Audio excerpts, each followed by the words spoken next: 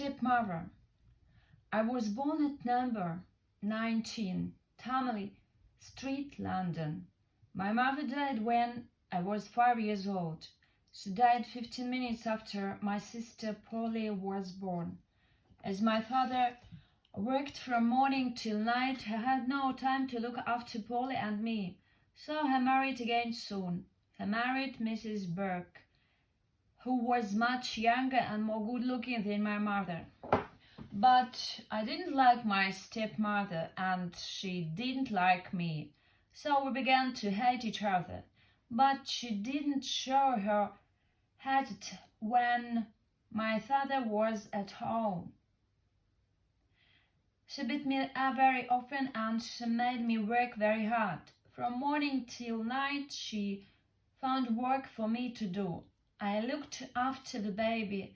When she was awake, I took her for a walk, carrying her in my arms, and she was very heavy.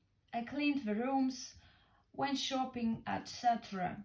There was always work for me to do. One day, a woman came to see my stepmother, and they drank a lot of gin. All the money that my father had left for our dinner was spent. When the woman went home, my stepmother said to me in tears, "Oh, what shall I do, Jimmy dear, what shall I do? Your father will come home soon, and there's no dinner for him. He will beat me cruelly. What shall I do? What shall I do?" I was sorry for her. She had tears in her eyes, and she called me Timmy dear for the first time.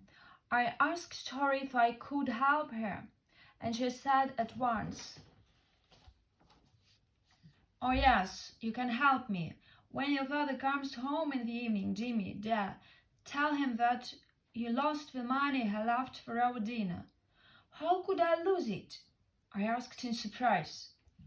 "You can tell him that I sent you to buy some food. Suddenly a big boy ran against you, and the money fell out of your hand, and you couldn't find it. That will be very easy to say, Jimmy dear. Please say it to your father. But he'll give me a good beating for it." "Oh no, he won't. I shan't let him beat you. You may be sure. Here is a penny for you. Go and buy some sweets with it." So I went off and spent my penny on sweets. When I came back and opened the door, my father was at home waiting for me with his waist belt in his hand. I wanted to run out of the room, but he caught me by the ear. "Stop a minute, young man," he said. "What have you done with the money?"